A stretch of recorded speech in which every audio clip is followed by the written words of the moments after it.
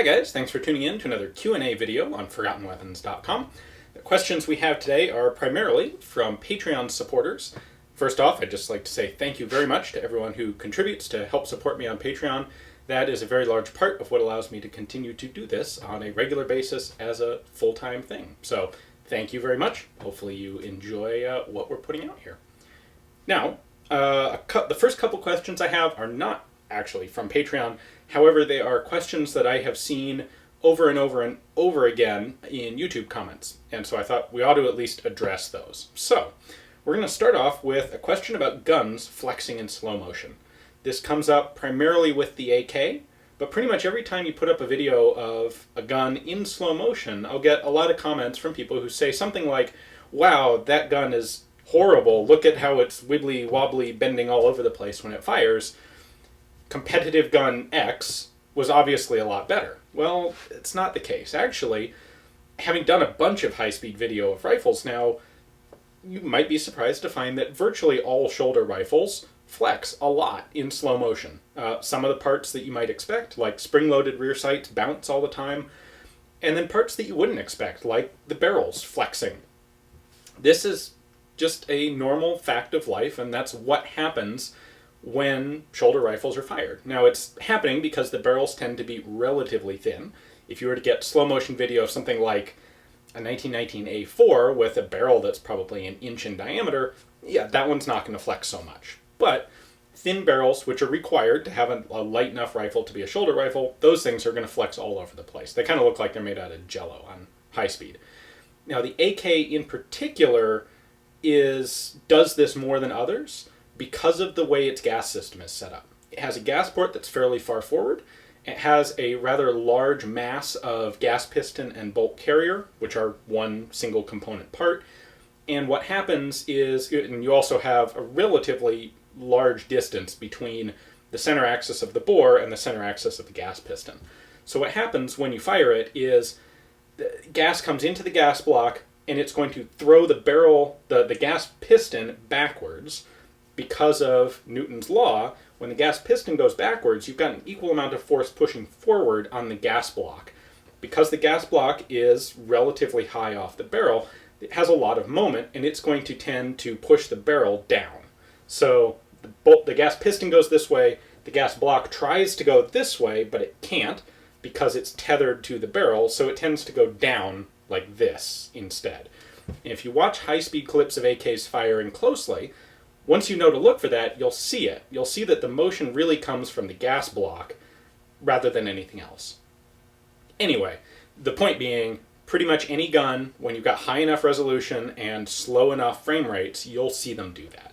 FALs will do it, G3s will do it, AKs will do it, ARs will do it, everything. Some things will exacerbate it. The AK, because of the way its gas system is built, is particularly visible, but it's by no means limited to just the AK. It's also really not an indicator of quality or reliability. Metal is elastic. You can bend it, and as long as you don't bend it too far, it will come right back to its original configuration.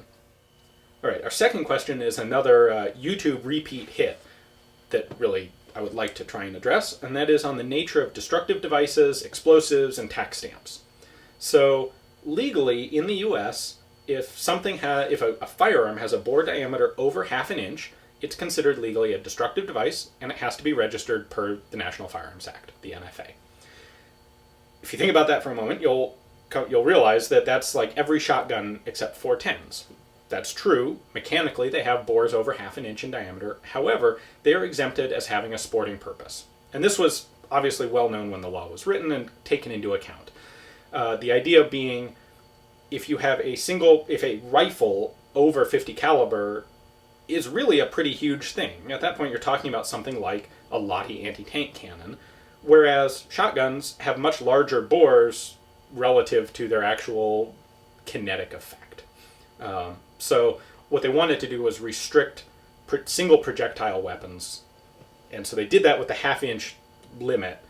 But recognizing that this would also encompass all the shotguns, there's an easy out there. At the time, the Secretary of the Treasury, whoever's in charge of ATF, can dictate that something has a sporting purpose and is thus exempt from the NFA. And that's the case with basically all shotguns.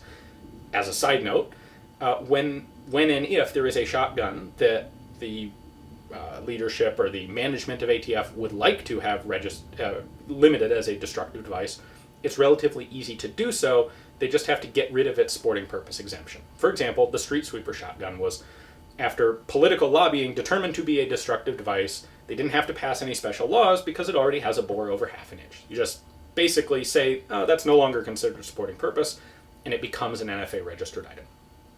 Now, you can also, something also has to be registered as a destructive device if it is a projectile that contains more than 1/4 ounce of explosive. Now, I have a hand grenade up here, which I think you can see, which is not a destructive device because the bottom's been drilled out, the fuse is gone, and it's just a hollow chunk of steel. If that thing were full of explosive, it would legally have to be registered as a destructive device. That's kind of the idea. However, as an inert grenade, it does not.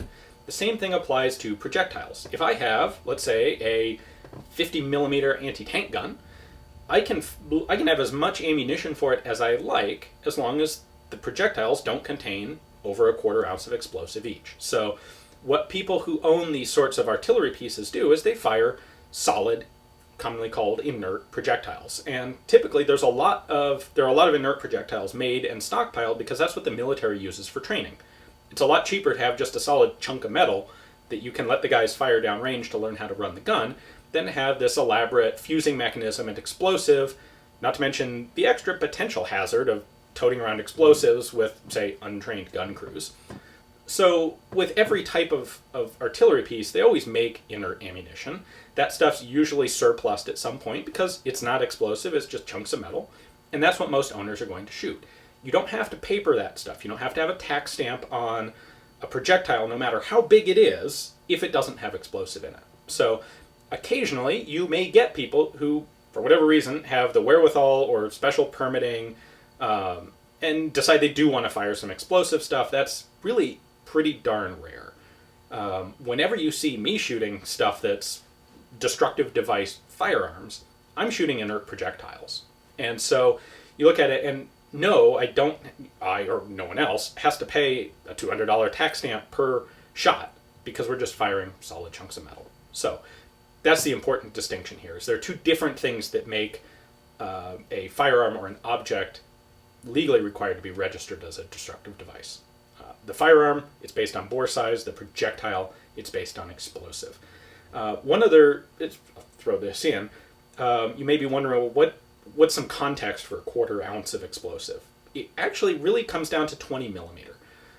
Any projectile smaller than 20 millimeter, 14.5 or 50 caliber, as a general rule, in fact, everything I'm aware of, you can't get more than 1/4 ounce of explosive into those projectiles, or at least none that are made have 1/4 ounce or more. So that's why ammunition like Raufoss, which is explosive 50 caliber, in this case 50 BMG, is legal to own and possess, is because it's got less than that legal cutoff of explosive amount. At 20 millimeter, it could go either way. You're right at this borderline. And so there is some 20 millimeter explosive ammo that's legal, and there's some 20 millimeter explosive ammo that's illegal, or rather it has to be registered.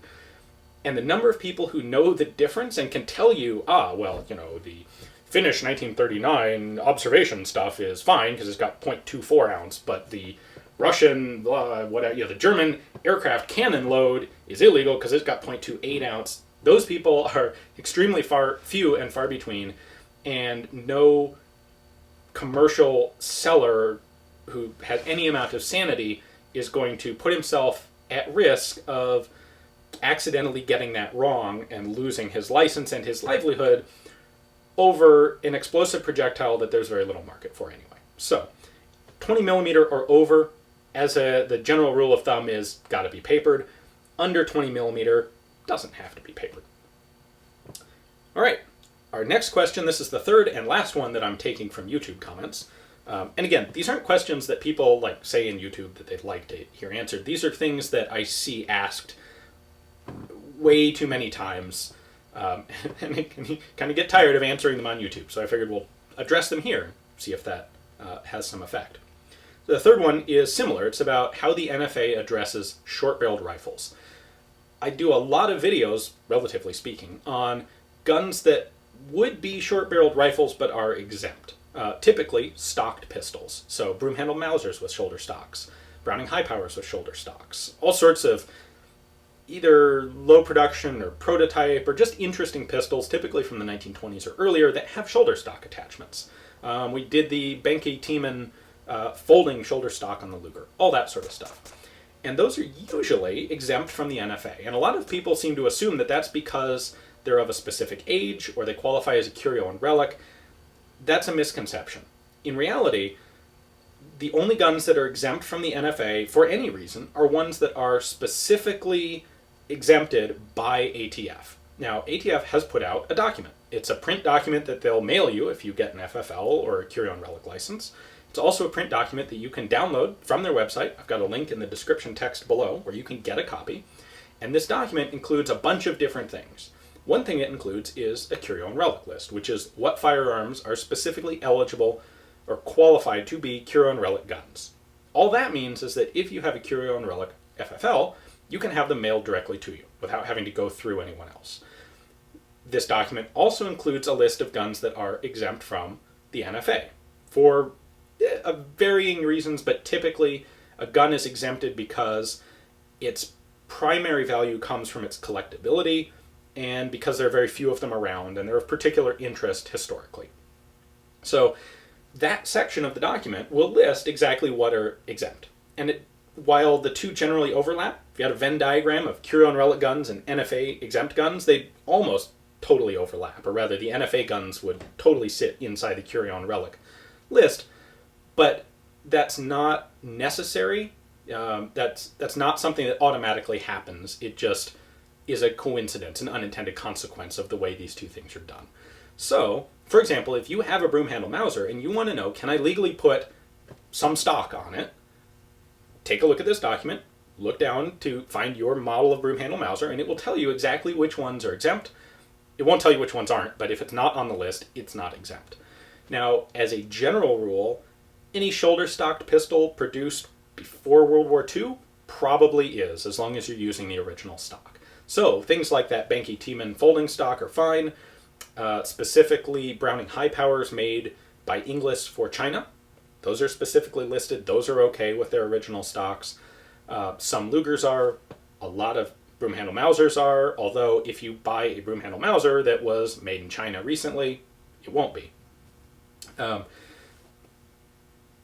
think that pretty well covers it. There are also guns that are specifically exempted, which aren't shoulder-stocked pistols. For example, Winchester made a lot of short-barreled lever-action rifles, Winchester 94s. They called them trapper models, and they had 12 and 14 and 15-inch barrels. They're not hugely common or popular at the time, but they did sell a bunch of them, and you'll find a lot of those listed in this list. You might be wondering, how does a gun come into this list? Well, basically, things get added to that list because they're petitioned. Someone owns one or wants to own one, and they say, look, this Winchester Trapper, it's got a 12-inch barrel. Nobody's going to go rob a 7-Eleven with it. They only made, I don't know how many, whatever number, and it's pretty cool, and maybe this one belonged to Teddy Roosevelt. So they write a letter to ATF, and they put forth their case about why this should be exempted, and I don't know how long it takes, but eventually the ATF gets around to it, looks at it, and either says, yeah, we agree, and they add it to the list, or they say, pound sand, no, you have to register it. So that's, you can look through that list, and you'll find interesting stuff on there. It's a neat list of just, wow, I didn't know that was a thing, that sort of stuff.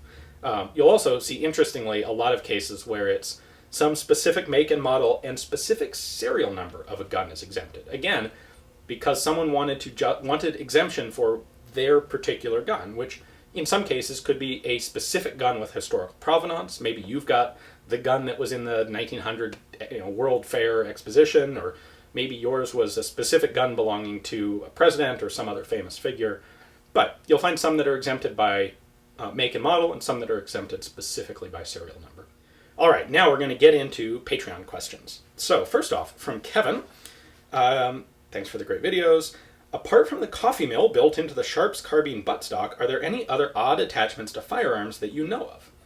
Yeah, there are a couple that came to mind. Now, what he's referring to is what's called a coffee grinder Sharps, which was this really short-lived experiment around the Civil War where, troops were issued coffee beans, and they needed a way to grind them. And someone got this idea that, well, they're already carrying a rifle. Why don't we just put a coffee grinder into the buttstock of the rifle? There's nothing else in there, so it's just wasted space. And so they came up with this mechanism where it's got a little fold-out crank handle and a cavity and a little grinder and a chute out the bottom, and you pour in coffee beans and crank this handle in the buttstock of your rifle, and it grinds your coffee for you. I think there are far more fakes of those than real ones today, and eventually I'll find one that I can be reasonably sure is real and do a video on it, because it's a really cool gun. But there have been some other things like that. The one that first came to mind was the Winchester Model 70 was made, they tried marketing it with a transistor radio in the stock. This was in the mid-1950s. Transistors were hot new technology, and radios, instead of being these big things with tubes, could now be miniaturized. Radios were like we think of smartphones today. They went from, a smartphone in your car is like this brick that's got a battery on it. That's how you have a mobile phone. That was the radio of the tube era, and then the transistor is invented, and all of a sudden you can fit a radio into like a pack of cigarettes, and tiny radios became a really hot-selling item, and a lot of development went into making them smaller and smaller, kind of like we see with phones today.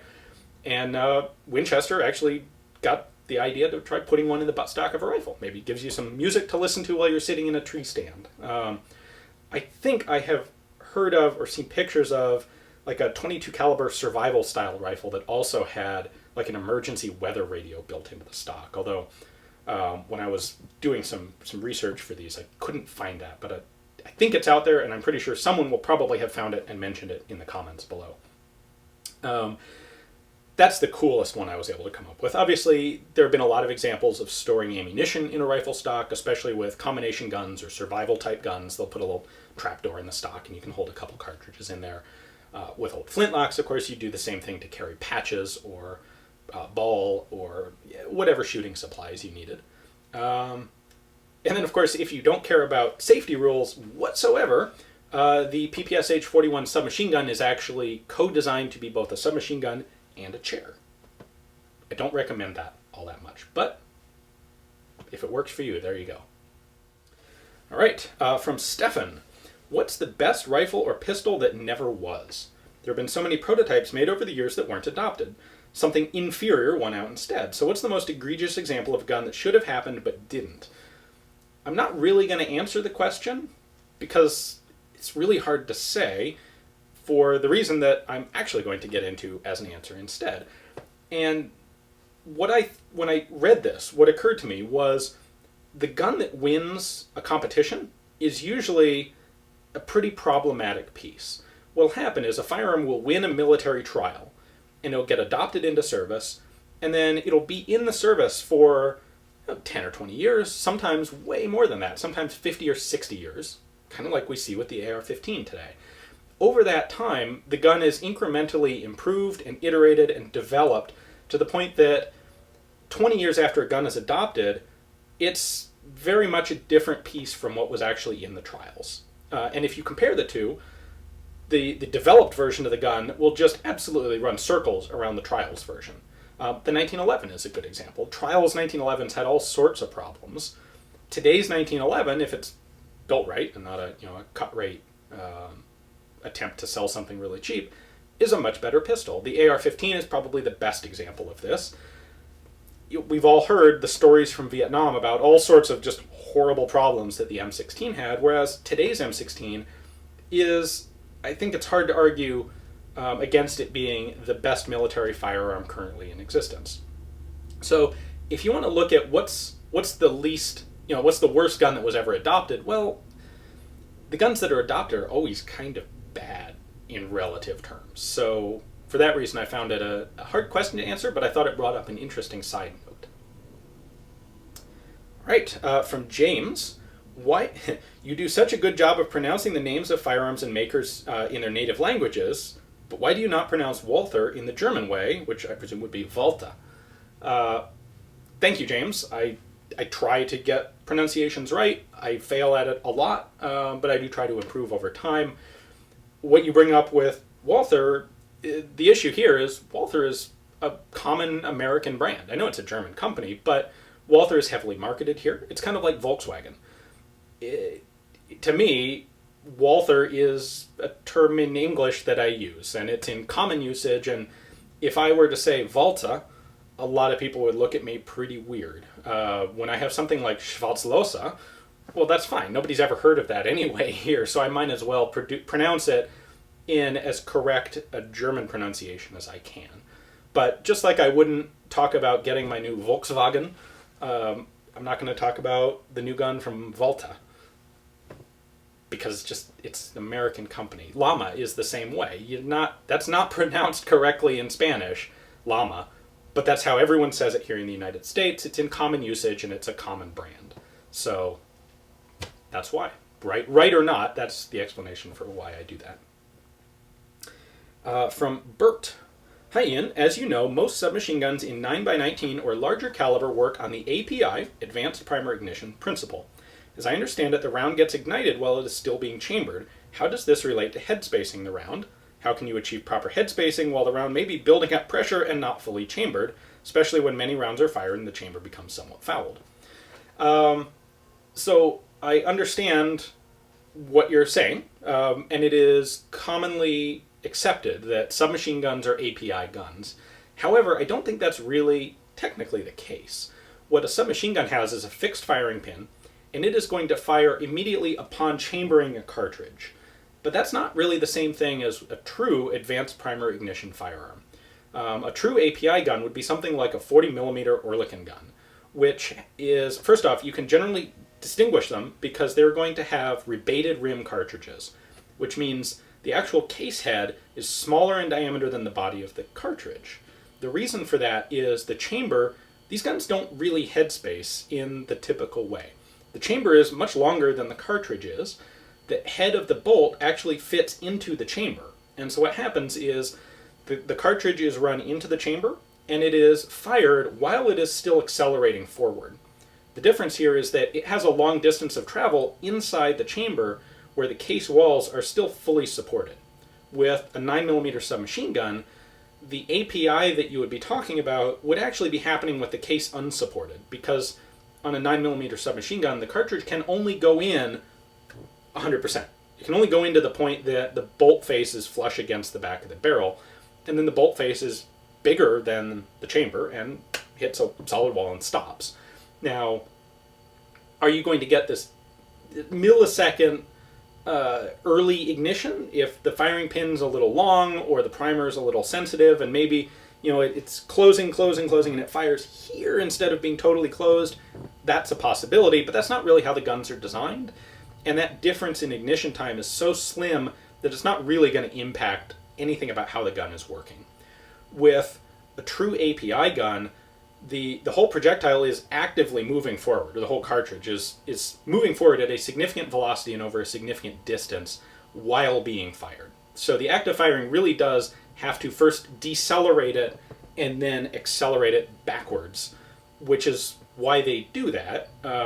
Having to overcome the forward momentum of the projectile and the bolt means that you can have less mass in the bolt because you're effectively getting to use it twice. You have to slow it down and then accelerate it rearward, instead of having all your energy act on the bolt from the static starting position. Next up, from James. Hi Ian, I enjoy the show, thank you. My question is more general than specific. Do you think that firearms development has hit an engineering plateau? It seems that while we see a reasonable number of new designs every year from manufacturers, I can't think of any designs that have been paradigm shifts like we were seeing at the end of the 19th century and the early part of the 20th. I think you're exactly right, James. I absolutely believe that we have hit a plateau in firearms development. As perceptive folks will notice, the AR-15 of 1957 is really not fundamentally different from the newest guns that we're seeing today. Yeah, we have occasionally people using gas pistons instead of the sort of direct impingement of the AR, but gas pistons have been around much longer than the AR-15 has. I think this is relatively comparable to the plateau that was reached with flintlocks. And of course, what broke the stalemate there, what got people up and over the next hump, was the invention of not just smokeless powder, but more importantly probably the self-contained cartridge. I really don't know what the next innovation will be that makes a fundamental improvement on firearms technology relative to what we have now. I think we're seeing a lot of improvement in optics, and I think that's where real innovation is going to be for at least a while. I think computerized optics, augmented reality systems, these things are this huge thing that's just around the corner. I mean, to some extent we're seeing that already with systems like Tracking Point, but Tracking Point's kind of lame in its current iteration, and there's so much more potential that I think is right around the corner as we develop computing and, well, computing technology the way we are. So I think we'll be seeing AR-15s and 5.56 for decades to come. And who knows what that next thing will be. Maybe it'll be directed energy weapons, maybe something that I can't even imagine at this point. So I'm excited to find out. We'll have to just wait and see. Next up, from Arno, says, faster bullets lead to more destruction on the target. They also lead to a flatter trajectory, which is nice. To make a bullet faster, you normally use more propellant, i.e. going from .22 long rifle to 5.56. My question is, why isn't it possible to just use faster propellant to achieve faster bullet speeds? It seems like you could make cartridges much smaller and lighter. There are two problems that you run into. It's like 3,500 or 4,000 feet per second is really the maximum practical velocity. In fact, those are probably beyond practical. When we look at actual commonly used cartridges, you don't really get over 32 or maybe 3,300 feet per second very often. And the reason is you have this exponential impact of in order to increase the velocity, you have to increase the pressure by the square of the increase of the velocity. So if I want to go from 2,000 to 2,100 feet per second, that's not a huge increase in chamber pressure. But if I want to go from 3,400 to 3,500, that's a much larger increase in chamber pressure. And that's going to mean that I have to have a gun that's substantially larger and stronger. And even if I'm reducing the size of the projectile, you can only do that to a certain point before you start getting diminishing returns. What we found is that where the lines cross, where we really get the most economical, most effective system is in this 3,000 to maybe 3,300 feet per second realm. Because that's where chamber pressures are reasonable enough to build practical firearms. We also have issues of throat erosion. And the heat in the combustion chamber when you fire something that's going to have like a 4,000 or a 5,000 foot per second velocity is immense. And it's going to erode the rifling at the back of the barrel. And it's going to do it really fast. Even some of the commonly used long-range precision rifle cartridges, some of those things have barrel lives on the order of about 1,000 rounds. So in a military application, that's generally unacceptable. You really need to have more than that. That can even be problematic for competition shooters, because if you're shooting a fair amount of ammo just to practice, maintain, and improve skill, at least a couple hundred rounds a month. For a lot of guns, a couple hundred rounds a month is comically low for serious competitive shooters. Precision shooters, maybe not so much. Every individual shot is more relevant. But if you're shooting a couple hundred rounds a month, that means you're going through a couple barrels every year. Every time you put on a new barrel, you have to properly break it in. You have to work up loads for that specific barrel.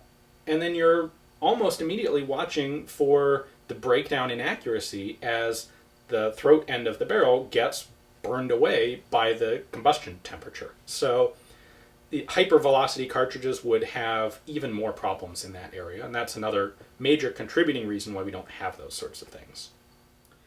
All right, here's one I actually got from 3 different people, so I definitely ought to cover this one.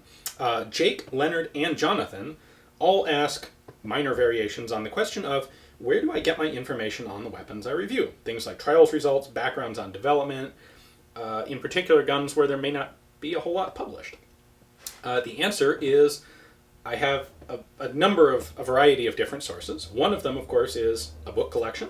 There are a lot of guns out there where there may be some very good recorded, documented history, but it's not on the internet.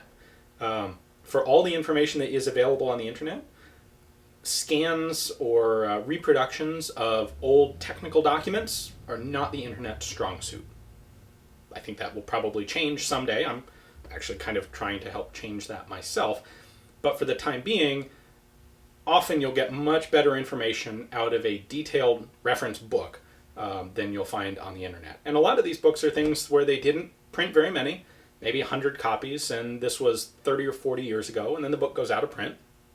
There's not enough interest to reprint it again.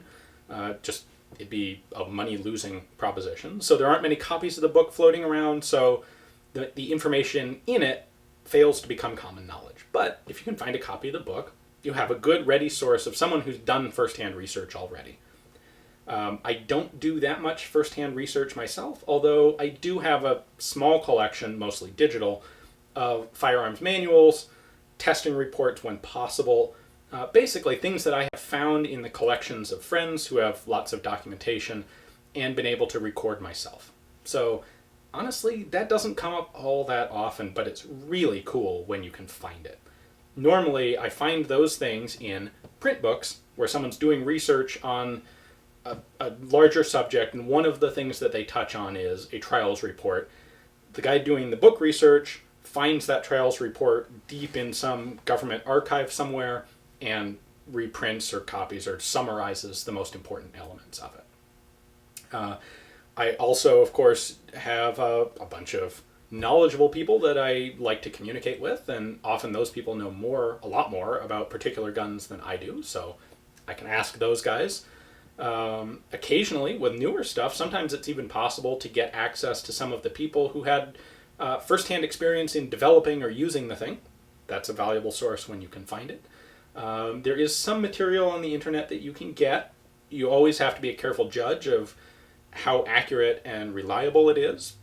But if you can distinguish the good from the bad, there's a lot of useful things out there on the internet that you can find. And first-hand shooting also actually comes into play. In particular, what I've found is the more you know about the guns surrounding something that you're trying to find out about, the better off you are. So, for example, understanding the Savage 45 caliber 1911 is a lot easier if you understand something about the other guns that it was competing against, or the other guns that were contemporary to it, or, for example, the other guns that Savage was making at the same time. If you just look at the Savage 1907 45 in a vacuum, it's hard to understand what parts of it are important and what aren't, and why certain features may exist.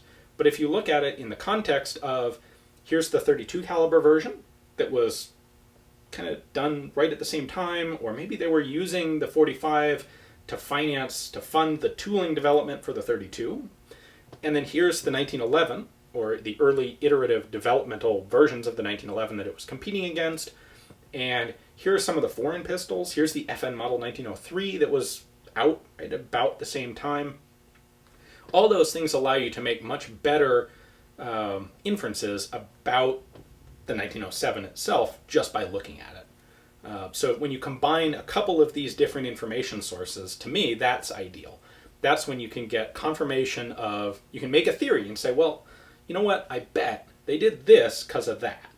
And maybe the trials report doesn't say it specifically, and maybe you can't prove it just by looking at the gun, and maybe, this history of the gun, secondhand, put together by some other researcher, doesn't say it directly, but when you look at all three together, you go, you know what, clearly we've got supporting facts here, and I can make this determination. All right, next up is from Edward, who says, would you consider submachine guns obsolete in the wake of the quite recent PDW onslaught? Is it only outdated for military use and still a viable option for police forces? Or is it simply outclassed, even in the street, by the more and more frequent use of body armor and assault rifles by bank robbers, terrorists, and other criminals? I don't want to say that submachine guns are obsolete. First off, I think obsolete would probably be the wrong term. I think, if anything, they would be obsolescent, meaning that they still work fine, they still do what they're supposed to, but maybe there are better options available now. And the better option really is the assault rifle, by which I mean a 5.56 or 5.45, primarily, rifle cut down into a little carbine version. Maybe put a folding stock on it, a short barrel, 8 or 10 or 12 inch barrel. I don't know that there's really anything that you could do with a submachine gun that you couldn't do equally well with a small carbine. Ideally a select fire carbine, but maybe even just a semi-auto carbine. Submachine guns were originally introduced well, before the intermediate cartridge, when semi-automatic rifles were still fairly novel things. We're talking late World War I here. And even the best semi-auto rifles, like this guy, are shooting big, powerful cartridges that have a lot of recoil, and they force you to reset. And they don't necessarily have large magazine capacities. And what a submachine gun allowed you to do was get a high rate of fire with low recoil and a large magazine. And those major factors are all really well covered by little short carbines today. Now, there are still some ways in which the submachine gun is better than the carbine, but in pretty limited ways. You do get less recoil from a submachine gun. On the other hand, submachine guns can sometimes even be heavier than carbines. You can get a little short-barreled carbine at 5 or 6 pounds. A lot of submachine guns are 8 or 9. Because the submachine guns are typically blowback, and they're going to have pretty big, heavy bolts in them relative to a locked breech carbine. Is there, are submachine guns suddenly no longer functional? No, they work fine. They're going to continue doing what they always have. But if you put them both in front of me and said, you're going to do virtually anything, you can pick one or the other, I have a hard time coming up with a rationale to not pick the carbine.